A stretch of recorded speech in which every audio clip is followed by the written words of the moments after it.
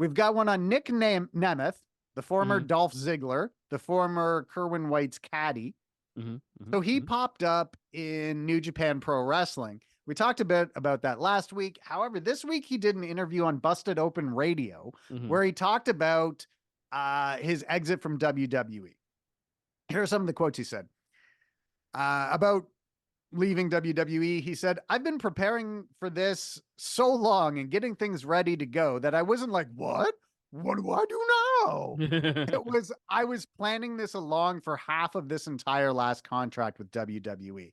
It Mm-hmm. wasn't out of the blue. I had sent a few emails to the boss for the last 6 months, definitively saying, I have to move on somewhere else. Can you let me do this? And eventually, that's how it worked out.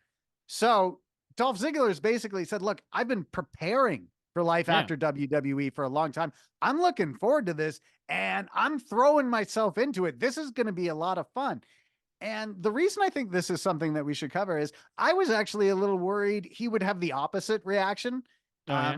I thought that he'd be like, well, you know, I guess that's it for me. I did 20 years. Let's move on to acting or comedy. Yeah. But based on what he said on Busted Open Radio, Dolph Ziggler is going balls deep into his post WWE career. How do we feel about Nick Nemeth, Dolph Ziggler, and what he can do outside of WWE?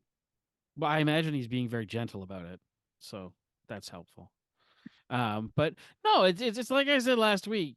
Of all the people that got released, the least worried about I think was Dolph Ziggler because Yeah. he does have he has always been that upper mid card guy. Even when he had the world title, it was kind of the second world title. Yeah.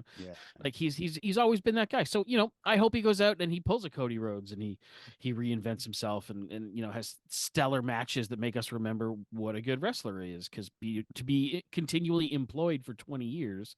Yeah. Especially these 20 years, is pretty impressive, and you got to be fairly good to be able to do what you do. That said, I'm sure he's also self-aware enough to have seen the writing on the wall. Yeah. And if he's, he was trying to get out, and then finally they just let him have it kind of thing, then that makes sense to me because he's one of those guys that has been around long enough that he knows what his value is in other companies.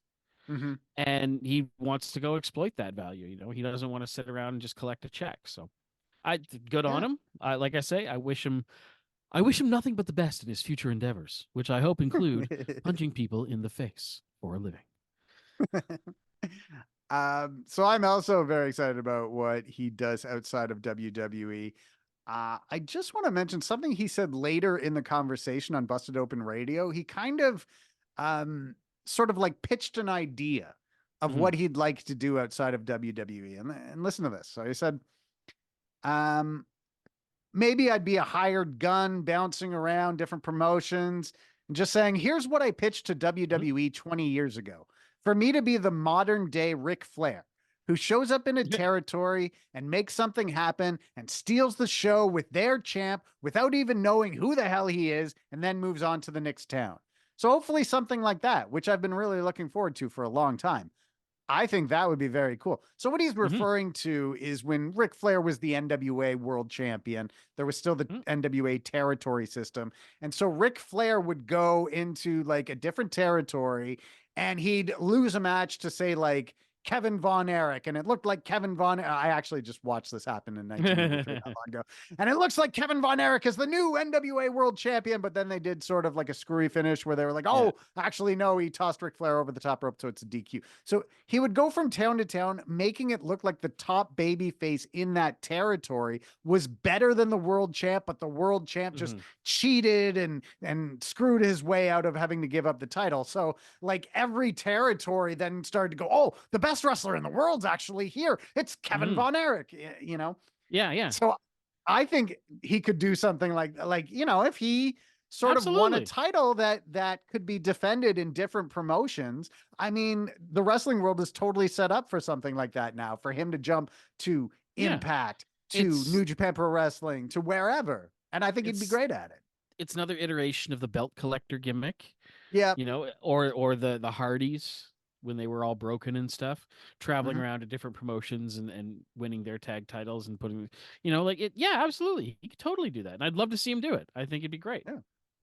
Well, he's going to end up doing something better than what he's done for the last like 10, 15 years.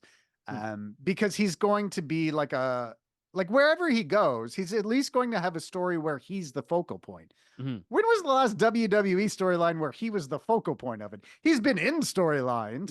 He's never really been like the main character of one, Yeah. but he will be the main character, And if he shows up in Impact, I'm kind of hoping for that. I always hope I for feel like people to he'd go be to a good Impact. fit there. Yeah. Well, he'd be a good fit I, there. I just the reason that I always look forward to or like think that people should go to Impact is because they would get to do whatever they want to do. Hmm. So we would get to see them in their truest form, and so that's why I'd like to see him end up there. But I'm happy with well, he's in New Japan, that's great, and wherever else he goes, I think he'll do some fun stuff too.